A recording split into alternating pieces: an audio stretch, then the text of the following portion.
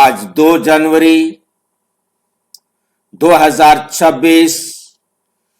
आज की साकार मुरली रंगीन बड़े बड़े अक्षरों में पढ़ें, सुने और गहराई से मंथन करें। हम प्रतिदिन प्रातः 4 बजे, 6 बजे, शाम को 4 बजे, 8 बजे 4 बार मुरली मंथन करते हैं। आप अपने सुविधा अनुसार जब भी जुड़ना चाहें जुड़ सकते हैं,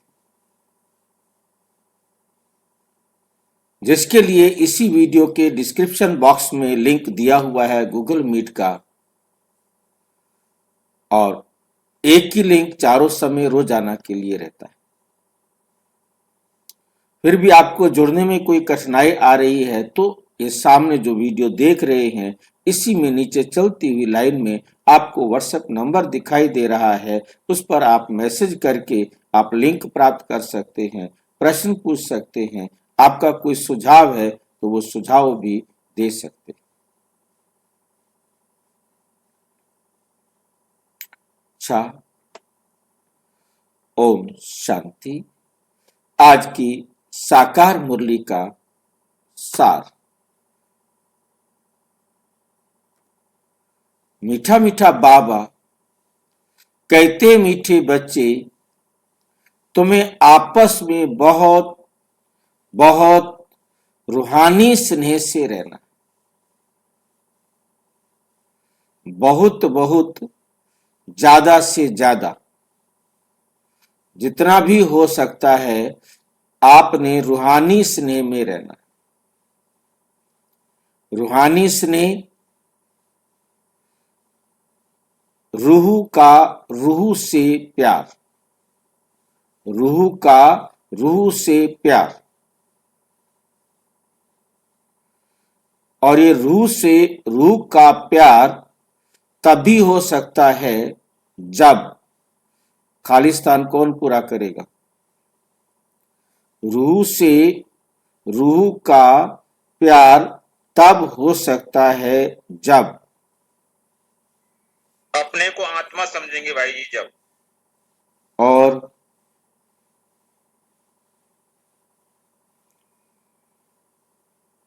हम एक बाप की संतान हैं, बाप को बीच में लाएंगे तब। जब तक बाप को बीच में नहीं लाएंगे तब तक रूहानी स्नेह नहीं हो सकता। दुनिया में भी बहुत सारे संत, महात्माएं, भक्त कहते हैं कि इस शरीर को चलाने वाली आत्मा है, फिर भी वो रूहानी स्नेह नहीं कर पाते।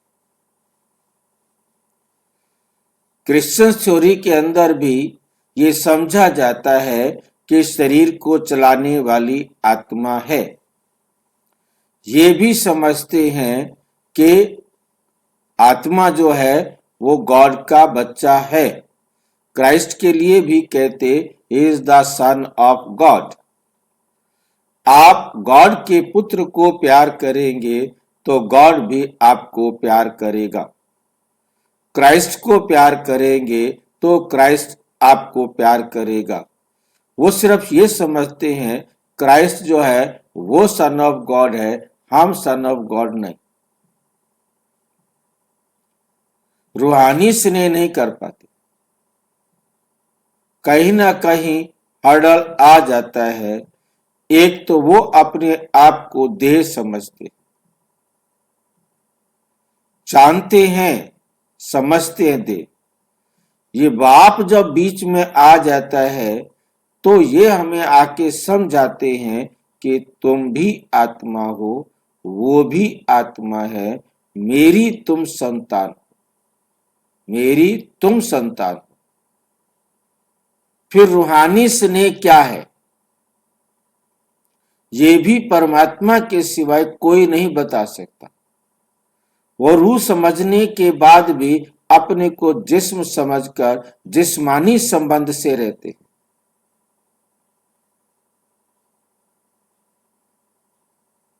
और जिस्मानी लेन देन को समझते हैं लेना देना, मेरा तेरा। अब परमात्मा ने आके बताया रूहानी संबंध में क्या स्नेह होता है, रूहानी संबंध में क्या स्नेह होगा, रूहानी स्नेह क्या चीज होती है, स्नेह करना क्या प्रैक्टिकल में।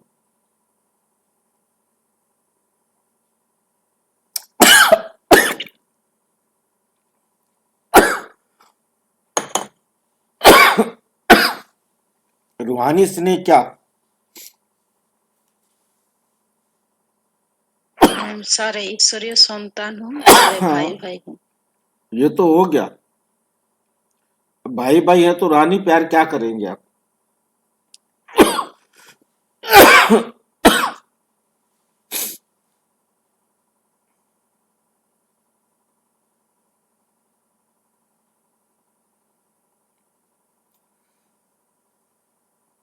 रूहानी स्नेह का मतलब है रूह का उत्थान करना,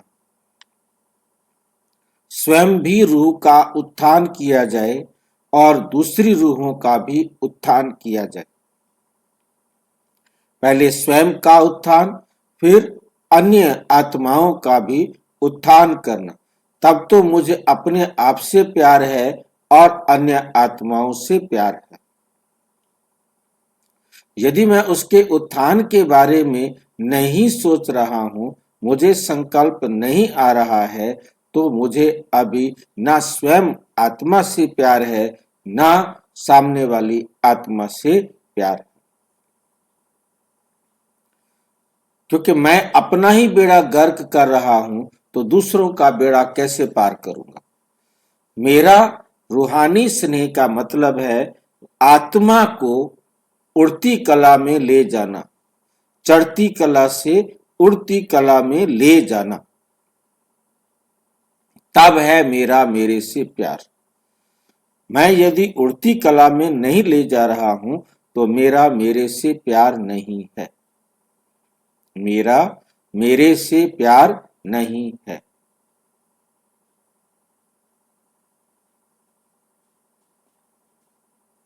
भाई जी, हाँ जी, चढ़ती कला और उड़ती कला में भाई जी अंतर है। हाँ, चढ़ती कला और उड़ती कला में अंतर है। यहाँ एक और भी जोड़ सकते हो, एक है चलती कला, एक और भी जोड़ सकते हो दौड़ती कला, एक चढ़ती कला, एक उड़ती कला। बच्चे कई कहते हैं बाबा हम चल तो रहे हैं, आप इतनी जल्दी क्यों कर रहे हो, सुधर तो रहे हैं, कितना तो सुधार कर लिया है, अब थोड़ा आराम से हमें चलने तो दो। वो चल रहे हैं, कभी कदम आगे रखते हैं, कभी 2 कदम पीछे रखते हैं। एक दौड़ रहे हैं, स्पीड उनकी अच्छी है, परंतु कोई रास्ते में हर्डल आ जाती है, रुकावट आ जाती है, तो रुक जाते हैं, कहते क्या करूं, अब क्या करूं, अब तो देखो घर में ये समस्या आ गई है ना, इसलिए मैं अब टाइम नहीं दे सकता हूं, ये समस्या खत्म होगी तब मैं इसको टाइम दूंगा, अब तो मैं क्या करूं, मैं फंस गया हूं। ये दौड़ दौड़ रहा था, तेज से परिवर्तन कर रहा था, परंतु अब समस्या आ गई है तो रुक गया। और उड़ती कला वाला क्या होता है, समस्या नीचे, समस्या ये भाड़ में जा तू, मैं आगे जा रहा हूं, समस्या मेरे को नहीं रोकती, तब मैं हूं उड़ती कला वाला। जैसे पक्षी उड़ रहा है, उसके सामने नाला आ जाए, पहाड़ आ जाए, कोई फर्क नहीं पड़ता, नाले के ऊपर से भी चला जाएगा, नदी के ऊपर से भी चला जाएगा, पहाड़ के ऊपर से भी चला जाएगा। वो है उड़ती कला, जिसको कोई रोक ना सके। चढ़ती कला का मतलब है मेरे अंदर मैं उड़ रहा हूं, वो तो सुधार नहीं हो रहा, मैं इधर जाता हूं 2 मील तक, इधर से घूम करके वापस वहीं आ जाता हूं। उड़ तो रहा हूं, वह तो ऐसे चक्कर खा रहा हूं, जैसे किसके पीछे, क्षमा के चारों तरफ आते हैं परवाने या मच्छर कहो, वो चक्कर काट कर वही मर जाते हैं, कुछ तो वही के वही घूमते रह जाते हैं, ऐसे फेरी लगाई और चले जाते। उड़ रहे हैं, स्पीड तो तेज थी, परंतु स्पीड इधर तेज थी, दूर तक गए थे, फिर इधर से घूम के वापस वहीं आ गए। बड़ा खेल है। तो इस खेल के अंदर मतलब चलती कला, दौड़ती कला, उड़ती कला और चढ़ती कला, इन चारों में अंतर है। तो रूहानी स्नेह में चढ़ती कला जरूर चाहिए, नीचे वाला गिरती कला नहीं। चढ़ती कला में भी गिरती कला नहीं हो। आज हम 4 कदम ऊपर चले और उसके बाद 2 कदम नीचे आ गए, 1 कदम ऊपर चले 3 कदम नीचे आ गए, ऐसा भी नहीं। चढ़ती कला माना चढ़ती कला, हर पल मेरे में सुधार आ रहा है, मैं आगे बढ़ रहा हूं।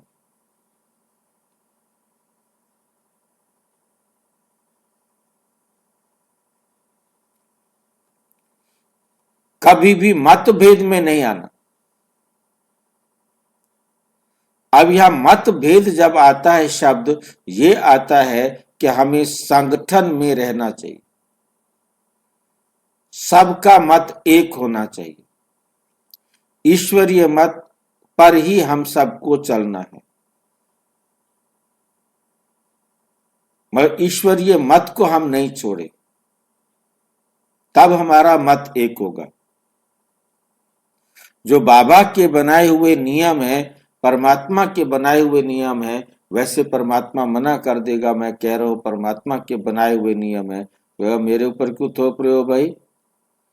तुम सबने बैठकर अपने नियम बनाए और नियम आपको दे दिए गए कि ये फार्मूला है, आप अपना भाग्य जितना अच्छा लिखना चाहो लिख लो। वो नियम मैं हर कल्प आकर सुनाने के निमित्त हूं, बनाए तुम सब ने। ये नियम जो है इस ड्रामा के हैं, वो नियम मेरे ऊपर भी लागू होते हैं और तुम्हारे ऊपर भी लागू होते हैं। मेरे ऊपर मत थोपो कि मेरे बनाए हुए नियम है।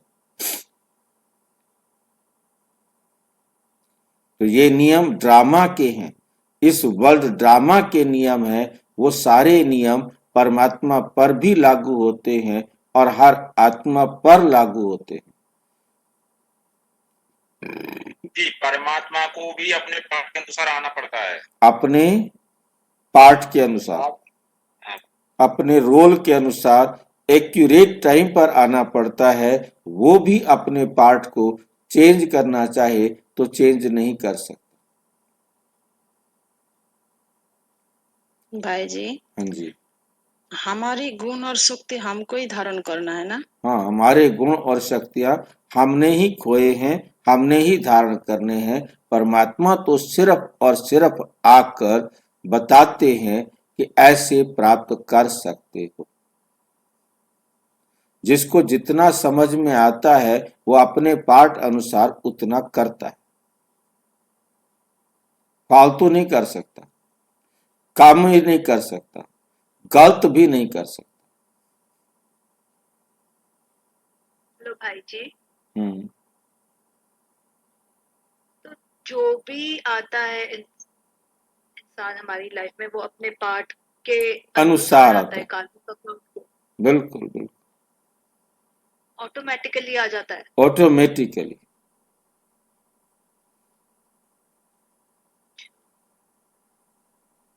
ऑटोमेटिकली चले जाते हैं,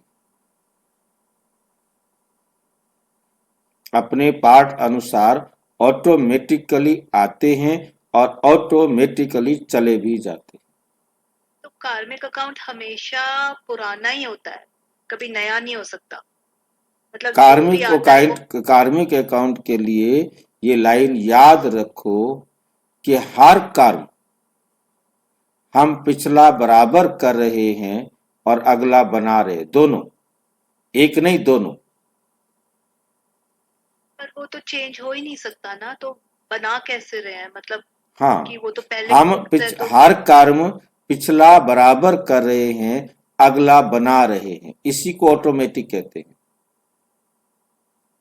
तो मतलब हम जैसे भी किसी के साथ एक्ट करते हैं या बिहेव करते हैं, वो मतलब हम वैसे ही पिछला, करना होता है हमको, या हमारी मर्जी चल सकती है? नहीं हमारी मर्जी नहीं हो चल सकती। मर्जी नहीं तो चल फिर सकती। अगर हम किसी के साथ गलत भी कर रहे हैं तो फिर वो भी तो ऑटोमेटिक ही है ना, वो बिल्कुल भी फिक्स बिल्कुल है। बिल्कुल। तो पर फिर हमें कर्मों की सजा क्यों मिलती है? फिर वो गलत कैसे हुआ? देखो सब कुछ ड्रामा अनुसार हो रहा है। देखो देखो, मर्ज था एक इमर्ज हो जाता है उस एक टाइम। एक्ट को देखते वक्त आप उसके भूत और भविष्य को साथ में रखो, तभी आप त्रिकालदर्शी हैं। मतलब जैसे कि मान लीजिए कि आपने मेरे साथ अब गलत व्यवहार कर रहे हो, आप मेरे साथ इस समय गलत व्यवहार कर रहे हो। पहले मैं आपके लेवल पर सोच कर बताता हूं, आप क्यों मेरे साथ गलत व्यवहार कर रहे हो? क्योंकि ये पहले मैंने नहीं किया हुआ है मेरे साथ। कभी मैंने आपके साथ गलत व्यवहार किया था। आपने मेरे साथ पिछला हिसाब बराबर किया, परंतु जैसे ही आपने बराबर किया तो अब आपको आपने मेरे साथ गलत व्यवहार कर दिया है। अब मेरी बारी है, मैं आपके साथ गलत व्यवहार करूं। क्यों? क्योंकि आपने मेरे साथ गलत व्यवहार किया है और मैं फिर वो गलत व्यवहार करूंगा। आपने मेरे साथ गलत व्यवहार करके पिछला बराबर किया और अगला बना लिया, क्योंकि मैं आपको फिर गलत व्यवहार दूं। तो ये तो कभी रुकेगा ही नहीं। नहीं, नॉन स्टॉप, तभी तो अनादि है, तो यही तो कर्मों की गुह्य गति है। अब इसको मेरे इसका हिसाब, फायदा क्या? इसका क्या मतलब? इसका क्या पॉइंट है? इसका इस ऑटोमेटिक का जॉब क्या का मतलब पॉइंट होता क्या है? है? यही तो ऑटोमेटिक का नाटक है ना, मतलब क्या होता नाटक है? चल रहा है। नहीं, पर रुक नहीं, जाएगा। अगर यदि रुक जाएगा ना, रुकेगा नहीं ना ये, तभी तो ऑटोमेटिक में क्या होता है? पर हम यही करते रहेंगे क्या? यही, किसी के बिल्कुल साथ बिल्कुल बिल्कुल यही करेंगे। इसमें कोई परंतु चेंज नहीं कर सकता। ठीक है? ये तो बहुत गलत है। गलत आप कहते रहो, आपके कहने से कोई गलत थोड़ा हो जाएगा, क्योंकि आपने को पहली बार गलत थोड़ा ना कह रहे हो। आप पहली बार यही गलत बोल थोड़ा ना बहन जी कह रहे हो। करेंगे ही नहीं, दोबारा फिर भाई से पूछेंगे भी। हाँ, यही इसी टाइम पर ठीक आप यही प्रश्न करेंगे भी, और इसी प्रश्न का जवाब आपको मिलेगा कि ये गलत है। और मैं तो बीच मैं में पहले टोकूंगा। अच्छा, ये तो मैंने पहली बार, मतलब ये सिर्फ ब्रह्मा कुमारी ही आप बोल रहे हैं और सुना, मैं पहचान गया हूँ आपको, क्योंकि ये प्रश्न को इतना ही यहीं पर करेंगे, क्योंकि आगे लंबा हो जाएगा, फिर मैं आपको कोर्स कराने बैठ जाऊंगा, क्योंकि मैं आपको ठीक है। पहचान गया हूँ।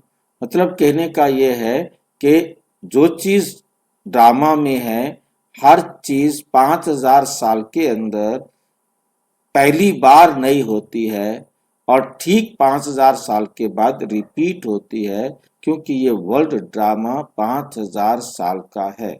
हर बात 5000 साल बाद हूबहू होती है और अनादि काल से चली आ रही है, चलती रहती है। अभी आप पांच बेसिक, हजार साल कब आप खत्म होते हैं?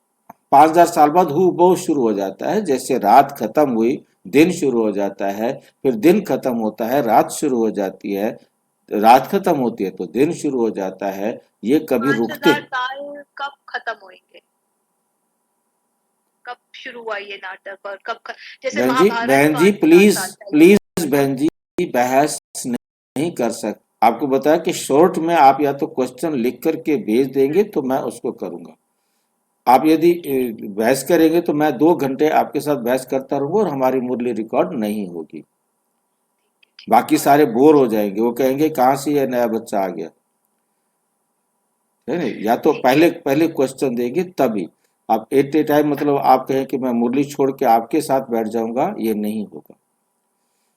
है ना? आप ठीक है। सुनते रहिए, समझते रहिए, धीरे धीरे समझ में आएगा, क्योंकि आपने अभी 7 डेज कोर्स पूरा नहीं किया है।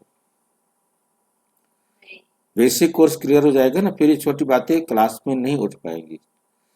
तो हमें समझ में आया, कभी भी मतभेद में नहीं आना। हमने अब आपस में कभी भी मतभेद, बाबा की परमात्मा के बताए हुए, परमात्मा के या ड्रामा के बनाए हुए इस नियम में अपने अंदर तू अलग मैं अलग नहीं, क्योंकि उससे समझ में नहीं आया, परंतु मुझे ये ज्ञान समझ में आ गया है कि हम सभी आत्माएं एक्यूरेट ऑटोमेटिक इस ड्रामा के अंदर पार्ट बजा रहे हैं। कोई भी आत्मा किसी के साथ एक सेकेंड फालतू ना रुक सकती है, ना एक सेकेंड कम, क्योंकि एक्यूरेट टाइम पर यह ड्रामा चलता रहता है। प्रश्न, हर एक ब्राह्मण बच्चे को अपनी दिल से कौन सी बात पूछनी चाहिए? हर एक ब्राह्मण बच्चे को अपने दिल से क्या पूछना चाहिए? अपने दिल से पूछे, मैं ईश्वर की दिल पर चढ़ा हुआ हूं। मैं कब ईश्वर की दिल पर चढ़ सकता हूं? कब चढ़ सकता हूं? जब बाबा का कहना मानते हैं। जब मैं परमात्मा का कहना मान रहा हूं। मेरे में दूसरी बात दैवी गुणों की धारणा है, क्योंकि मैं आया हूं परमात्मा से पढ़कर देवता बनने के लिए। अब भगवान आए हैं सारे संसार की आत्मा को देवता बनाने के लिए, तो दैवी गुण धारण करेंगे तो देवता बनेंगे ना। यदि देवी गुण धारण ही नहीं करेंगे तो देवता कैसे बनेंगे? तो हमें अपने अंदर वो देवताओं वाले गुण अब जागृत करने हैं। कहां तक है मेरे अंदर दैवी गुण, उतना ही देवता बना हूं। यदि मेरे अंदर अभी तक नहीं आए तो मैं देवता तो बना ही नहीं हूं, तो मैं फिर सतयुग में स्वर्ग में कैसे जाऊंगा? मैं ब्राह्मण ईश्वरीय सर्विस में बाधा तो नहीं डालता। मैं ब्राह्मण ईश्वरीय सर्विस में बाधा तो नहीं डालता। मैं कोई ऐसा काम तो नहीं करता जिससे ईश्वरीय सर्विस ठीक से ना हो पा रही हो। सदा खीर खंड रहता हूं। खीर खंड रहना माना मिलजुल कर रहना, लूण पानी होकर रहना माना लड़ते झगड़ते रहना। क्योंकि जब मुझे समझ में आ गया कि सारे संसार की आत्माएं मेरे भाई हैं, कोई भी मेरा दुश्मन नहीं है, मेरा कोई भी देह का रिश्ता किसी के साथ नहीं है। देह का तो रोल था, देह का जो था वो रोल था। मुझे उनके साथ इस प्रकार का रोल प्ले करना था, वो प्ले किया। किसी की मैंने माँ बनी, किसी का मैं भाई बना, किसी का मैं बेटा बना, किसी का कुछ बना, और वो रोल मेरे को मिला था। जितनी देर का रोल था मैं उतना ही तो रोल करूंगा। ये थोड़ा है कि रोल खत्म हो गया है तो मैं उसको रोल को चलाए रखूंगा, नहीं चला सकते। रोल खत्म होते ही मुझे रोल चेंज भी करना है, तो ये रोल चेंज होता रहता है। तो मुझे क्या रहना है? आत्मा के साथ। देह के रिश्ते में दुश्मन भी हो सकता है, मित्र भी हो सकता है, परंतु आत्मा के रिश्ते में हम सभी एक ही बाप के बच्चे हैं। हमारा इस दुनिया में नाटक है, परंतु घर में तो हम उसी प्रकार से हैं जैसे कोई विलियन का रोल प्ले कर रहा है, कोई हीरो का रोल प्ले कर रहा है, परंतु जब रोल के बाद वो अपने घर आते हैं या स्टेज से नीचे आते हैं तो फिर इकट्ठे ही बैठकर खाते पीते हैं। इसी प्रकार से हम आत्माओं का ये रोल है लड़ने का, झगड़ने का, परंतु जैसे ही ये रोल खत्म हुआ फिर हम आत्माएं एकदम सभी बराबर हैं। आत्मा ना स्त्री है और ना ही पुरुष है। हमारी आपस में एक मत है, क्योंकि हम एक ही बाप के बच्चे हैं। अब हमारी एक मत है। नंबर 5, मैं सदा परमात्मा की श्रीमत का पालन करता हूं, परमात्मा की श्रीमत पर चलता हूं। परमात्मा की श्रीमत क्या है? मैं आत्मा हूं और ये सब आत्माएं हैं। मैं आत्मा हूं, ये भी आत्मा है। कोई मेरा बेटा नहीं, कोई मेरा भाई नहीं, कोई मेरी बहन नहीं, कोई मेरी माँ नहीं। ये सिर्फ हमारे रोल हैं। रियल में हम आत्मा हैं और हम आत्माएं अजर, अमर, अविनाशी हैं। ये रोल तो खत्म हो जाएगा, परंतु हम आत्माएं कभी खत्म नहीं होंगी। तो रोल का हमारा 5000 साल के लिए ज्यादा से ज्यादा इस संसार में रोल होता है, और वो रोल खत्म होगा और हम घर जाएंगे। जब हम घर जाएंगे तो हमारा किसी के साथ कोई लेना देना नहीं होगा। जो हमने आकर यहाँ किसी आत्मा को दिया था वो लेकर जाना है, जो लिया था वो देकर जाना है। बराबर करके ही हम आत्माएं घर जाती हैं, वो समय अब आ गया है।